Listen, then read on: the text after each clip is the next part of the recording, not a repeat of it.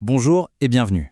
Aujourd'hui, on va décortiquer une stratégie d'investissement vraiment maligne pour miser sur la robotique. L'idée, elle est inspirée de la ruée vers l'or. Plutôt que de chercher l'or soi-même, pourquoi ne pas vendre les pelles et les pioches à tous les chercheurs d'or?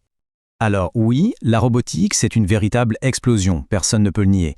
Mais la vraie question qui se pose pour un investisseur, c'est comment est-ce qu'on peut profiter de cette croissance absolument folle sans se brûler les ailes avec des actions qui sont complètement surévaluées? Et voilà tout le dilemme. D'un côté, on a la promesse d'une croissance explosive, quelque chose de très alléchant. Et de l'autre, le problème pour les investisseurs, des valorisations qui sont juste extrêmes, un risque spéculatif énorme et pratiquement aucune marge de sécurité. Bref, c'est un pari qui peut coûter très très cher. Allez, voici le programme pour aujourd'hui. D'abord, on va bien poser le problème de l'investissement dans la robotique. Ensuite, on découvrira cette fameuse approche pelles et pioches. On verra 3 entreprises en détail, on parlera bien sûr des risques et on finira par la grande leçon à retenir de tout ça. Bon, c'est parti pour la première section.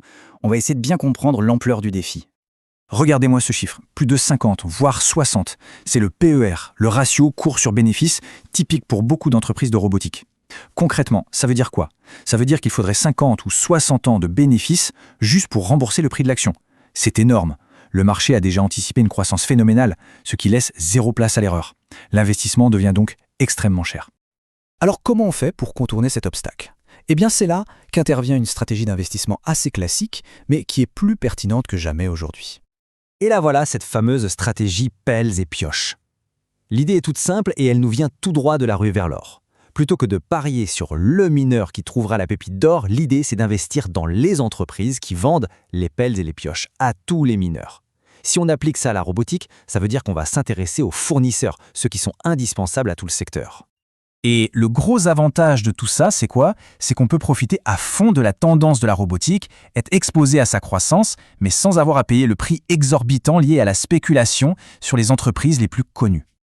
Allez, maintenant, passons au concret. Voyons comment cette stratégie s'applique avec 3 exemples d'entreprises qui illustrent parfaitement cette approche.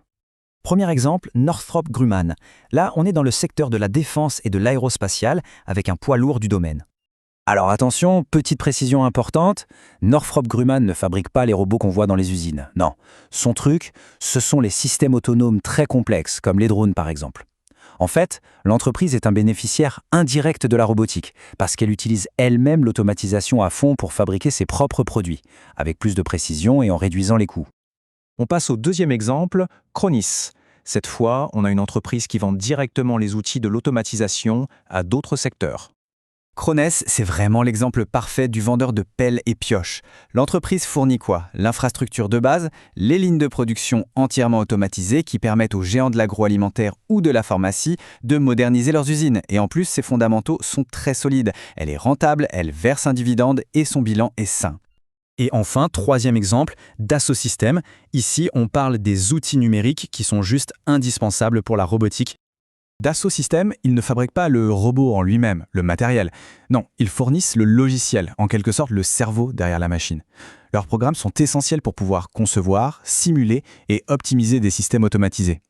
C'est donc un acteur vraiment clé de tout cet écosystème et regardez ses marges bénéficiaires, c'est juste impressionnant. Bon, récapitulons un peu avec ce tableau. On se souvient du PER de 50 à 60 dont on parlait au début? Eh bien regardez ici, on est à 20, 14,5, 27. On parle de valorisation beaucoup plus raisonnable.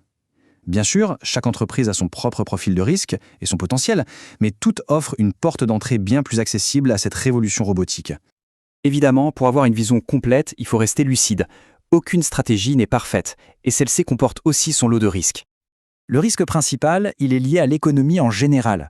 C'est assez simple. Si l'économie ralentit, les clients de ces entreprises, c'est-à-dire les usines, les industriels, vont être les premiers à couper dans leur budget d'investissement.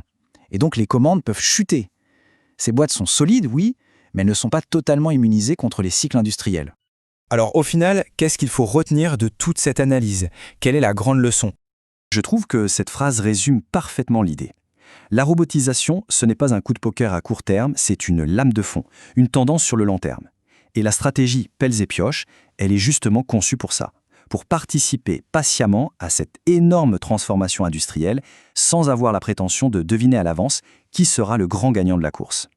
Finalement, la méthode est assez simple et on peut la résumer en 3 étapes clés. D'abord, on identifie une méga tendance de long terme.